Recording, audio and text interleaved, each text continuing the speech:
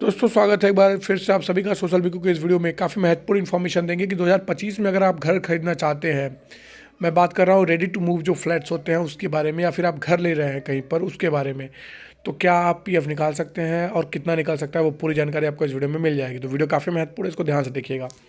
आंशिक पीएफ निकासी क्या है, संपत्ति खरीदने के लिए पीएफ निकासी के विभिन्न प्रकार के प्लाट खरीदने के लिए पीएफ निकासी, रेडी टू मूव इन घर के लिए पीएफ निकासी, घर के नवीनीकरण के लिए पीएफ निकासी, आवश्यक दस्तावेज क्या होते हैं, उनकी आवश्यकता कैसे है, उसको कैसे आप अप्लाई कर सकते हैं, घर खरीदने के लिए पीएफ निकासी के लिए जिम्मेदारी कारक कौन कौन से हैं, उमंग ऐप से क्या कर सकते हैं आप, पीएफ निकासी कैसे कर सकते हैं उमंग ऐप के माध्यम से, ये सब चीज़ें आपको मैं आपको इस वीडियो में बताने वाला हूँ। संपत्ति खरीदने के लिए पीएफ निकासी का क्या प्रभाव है, और इसमें जैसे कि आपको प्रश्न होता है कि क्या घर खरीदने के लिए पीएफ निकाला जा सकता है, क्या हम होम लोन के लिए पीएफ निकालना एक अच्छा विचार है, क्या मैं 100% पीएफ निकाल सकता हूँ, मकान निर्माण के लिए कितना पीएफ निकालने की अनुमति है, क्या मैं पुनः बिक्री के लिए फ्लैट खरीदने के लिए पीएफ निकाल सकता हूँ, ये सब जानकारी मैं आपको इस वीडियो में दे दूंगा। कुछ शर्तें हैं, आप ये सब बिल्कुल कर सकते हैं, लेकिन कुछ शर्तें हैं। सबसे पहला शर्त है कि न्यूनतम सेवा आवश्यक, यानी जो आपकी मिनिमम सेवा है वो ज़रूरी है। ये कितना है कि 5 वर्ष का निरंतर सेवा पूरी होनी चाहिए आपकी। सबसे पहली बात आप इसको नोट कर लें कि 5 वर्ष आपने सेवा कर ली। अब निकाली गई धनराशि का उपयोग कहाँ कर रहे हैं, जैसे धनराशि का उपयोग केवल प्लाट खरीदने में, नया घर बनाने में, रहने के लिए तैयार घर खरीदना, यानी जिसको बोलते हैं रेडी टू मूव, जिसको फ्लैट बोलते हैं आप लोग इंग्लिश में, या आपकी मौजूदा संपत्ति के नवीनीकरण या मरम्मत के लिए, जैसे घर अगर टपक रहा है, पानी चू रहा है, या फिर आपको प्लास्टर करवाना है, या फिर उसको पेंट करवाना है, इन सब चीज़ों के लिए आप निकाल के इसका उपयोग कर सकते हैं। स्वामित्व खंड की बात कही गई है, इसमें तीसरा पॉइंट है, इसको आप समझिए कि संपत्ति आपके नाम पर होनी चाहिए, आपके पति पत्नी के साथ संयुक्त रूप से स्वामित्व में होनी चाहिए। परिवार के अन्य सदस्यों के स्वामित्व वाली संपत्तियों इसके लिए योग्य नहीं है। इसको भी आप नोट कर लें कि जो भी आप पैसा निकाल रहे हैं रेडी टू, उसका आपको पूरी डिटेल देना पड़ेगा, उसमें आपके ये भी दिखना चाहिए कि ये चीज़ आपके नाम पे है।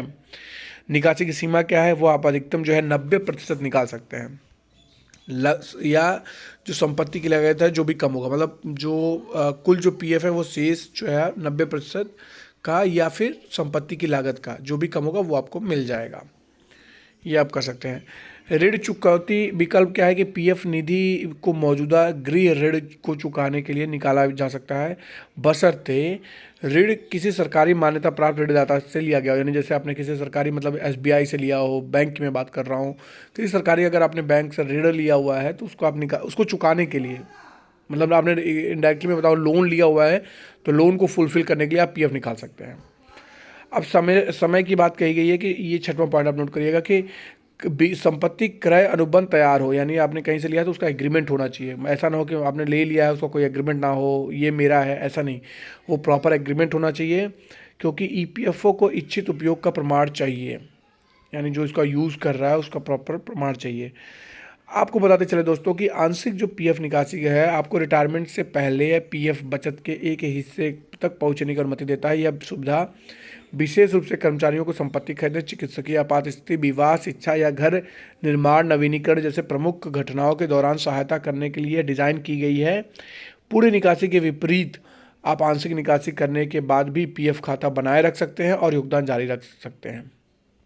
अब मैं आपको बताने वाला हूँ दोस्तों कि किस प्रकार की संपत्तियों के बारे में आपको डिटेल बताऊंगा। जैसे प्लाट लेना है, अगर आपको मान लीजिए प्लाट खरीदने के लिए पीएफ निकासी आप कर सकते हैं। इसके लिए क्या होता है, यदि आप आवासीय उपयोग के लिए प्लाट खरीदना योजना बना रहे हैं, तो आपको 24 महीने का मूल वेतन प्लस डीए या प्लाट की वास्तविक जो लागत है जो भी कम होगा उसको निकाल सकते हैं आप।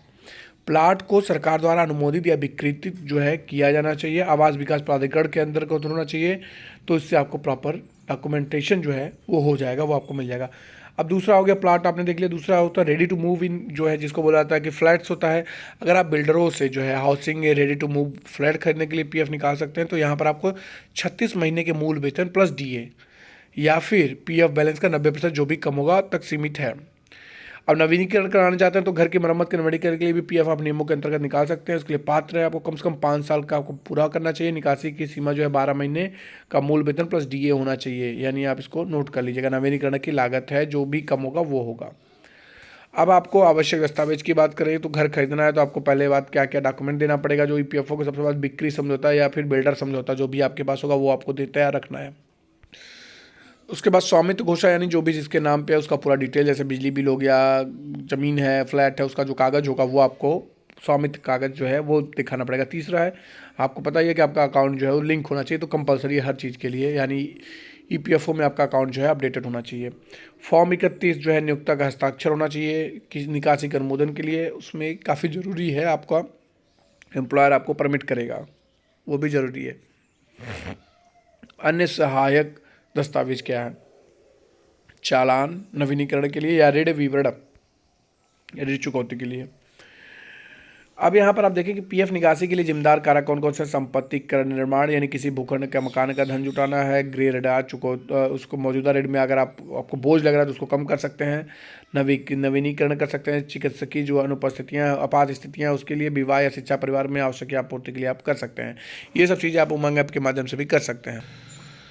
अब उमंग ऐप पे आपको कई सुविधाएं मिल जाती है, जैसे अपना पीएफ बैलेंस चेक कर सकते हैं, पीएफ निकासी का दावा दायर करें और निकासी आवेदनों पर नजर रखें, ईपीएफओ पासबुक देख सकते हैं। ये सब चीज़ें आप जो है कर सकते हैं। उमंग ऐप के माध्यम से आप इसको करके लॉगिन करके ये सब चीज़ें आप स्टेप्स फॉलो कर सकते हैं। अब मैं आपको एक बात बताना चाहूँगा दोस्तों, प्रॉपर्टी खरीदने या निर्माण के लिए पीएफ बचत का उपयोग करना अत्यधिक ऋण से बचते हुए अपने भविष्य को सुरक्षित करने का एक विवेकपूर्ण तरीका है। हालांकि नियमों का पालन करना और यह सुनिश्चित करना आवश्यक है कि आप निर्माण आपके दीर्घकालिक वित्तीय लक्ष्यों के अनुरूप हो।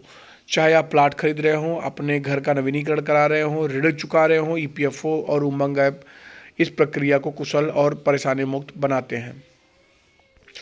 अब आपके मैं समझता हूँ कि प्रश्न जैसा था कि क्या पीएफ निकाल सकते हैं घर बनाने के लिए, खरीदने के लिए? आप बिल्कुल निकाल सकते हैं, लेकिन कम से कम 5 साल की आपकी जो है सेवा होनी चाहिए। अब ये क्या है कि अगर आप होम लोन पे भी, जैसे होम लोन पे आप उसको जमा करने के लिए ले रहे हैं तो बिल्कुल आप उसको यूज़ कर सकते हैं, लेकिन ये आपके लिए बेनिफिट तभी ये रहेगा जब ये आप ये रिटायरमेंट से पहले इसका उपयोग कर सकें। अब इसमें आप एक चीज़ समझें कि अगर आप जैसे कि होम लोन आपने ले रखा है तो उसको चुकाने के लिए अगर आप पीएफ बैलेंस का यूज़ कर रहे हैं तो वो भी बिल्कुल जायज़ है, क्योंकि ये जो होम लोन का बोझ रहेगा ये आपके ऊपर कम होगा, और ये जो आपका पीएफ का पैसा ये आपका निजी पैसा रहेगा, तो उसको आप इन्वेस्ट करके अपना बोझ जो है हल्का कर सकते हैं। लेकिन आपको ये भविष्य में ध्यान रखना होगा कि आने वाले समय में आपको किसी और वित्तीय, जैसे कि अगर कोई बच्चा है उसकी शादी करना है या शिक्षा के लिए आपको करना है, तो वो चीज़ आपको मद्देनज़र रखते हुए आपको इस तरह फैसला लेना पड़ेगा। ये आपके ऊपर निर्भर करता है कि आप किस प्रकार का इसका फैसला लेते हैं, आपका किस प्रकार से इसमें विवेकपूर्ण फैसला आपको लेना है, आपके स्थिति परिस्थिति को देखते हुए, समझते हुए। तो दोस्तों ये काफ़ी महत्वपूर्ण जानकारी थी जो कि मैंने आपको इस वीडियो में साझा किया। मैं आशा करता हूँ आपको ये जानकारी पसंद आई होगी। आपके जो भी राय होंगे कमेंट में जरूर लिखिएगा, शेयर करिएगा, वीडियो को लाइक करिएगा। फिलहाल के लिए इस वीडियो में इतना। दोस्तों ने जानकारी साथ हाजिर होंगे। अपने दोस्त को याद दीजिए, अपना ख्याल रखिए। बहुत बहुत धन्यवाद आप सभी का यहाँ तक साथ देने के लिए। शेयर जरूर करिएगा उन लोगों के साथ जिनको कि इस समय पीएफ से बैलेंस निकाल के प्रॉपर्टी या फिर रेडी टू मूव जो है फ्लैट्स लेने के लिए सोच रहे हैं, ताकि उनको ये पूरी इन्फॉर्मेशन मिल जाए। अगर इससे जुड़ा कोई और इन्फॉर्मेशन चाहिए तो कमेंट जरूर करिएगा। धन्यवाद आप सभी का दोस्तों।